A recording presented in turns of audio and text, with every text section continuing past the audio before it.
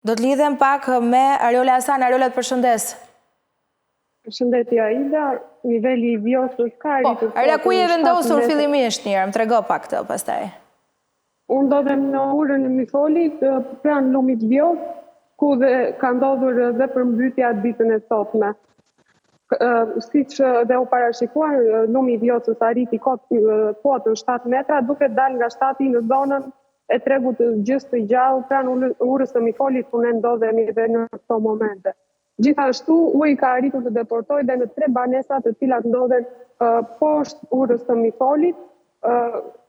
Pjesa më e rrezikuar mbetet territori bujqësor që ndodhet këtu përreth, ku përmbytjet mund të zgjerohen nëse prurjet nga Tepelena, Përmeti dhe Gjirokastra rriten orët në vijim.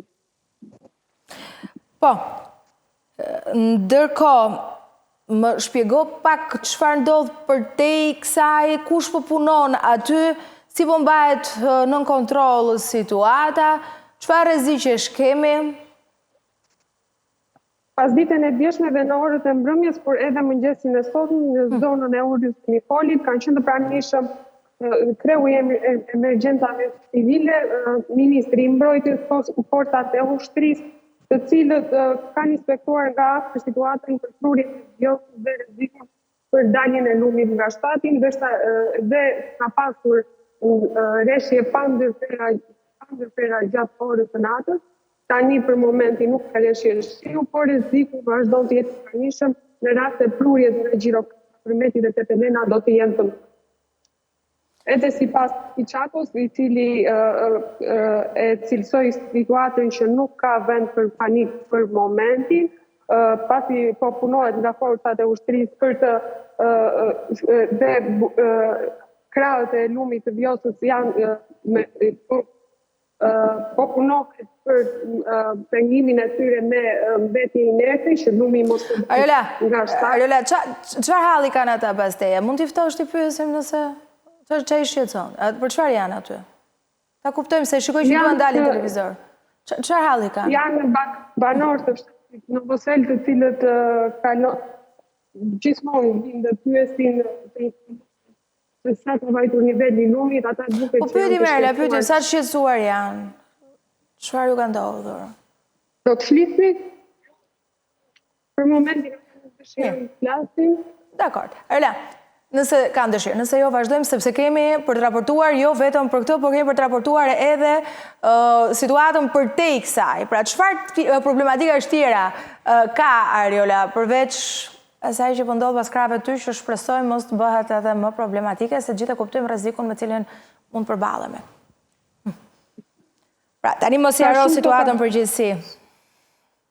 Tokat bujqësore janë ngelen në rrezik dhe është por për sa i përket akteve rrugore dhe në qytetin administrative të Novoselit, nuk ka pasur problematika në përmbutjet e rrugëve, por vetmja problematikë drejtësisht kanë qenë tokat bujqësore përreth dhe 3 shtëpitë e përmbytura që ndodhen poshtë këmbës të urës së Mifolit.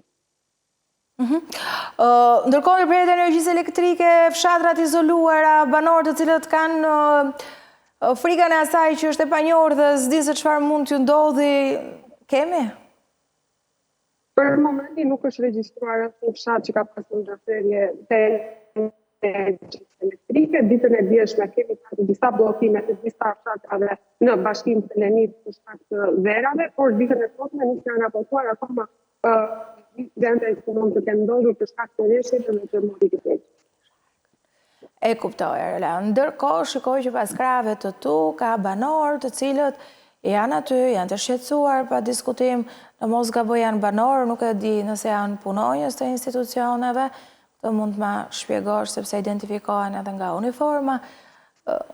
Punonjës si emergjentave civile, të gjithë janë të pranishëm, duke punuar për të mbajtur nën kontroll situatën në mënyrë. E kuptoj, mirë Ariola, do të jemi sërish së bashku, nëse do të ketë problematika dhe do të njihemi me gjitha detajet atje. Unë të falenderoj për gjithë asoj dhe në vëmendje.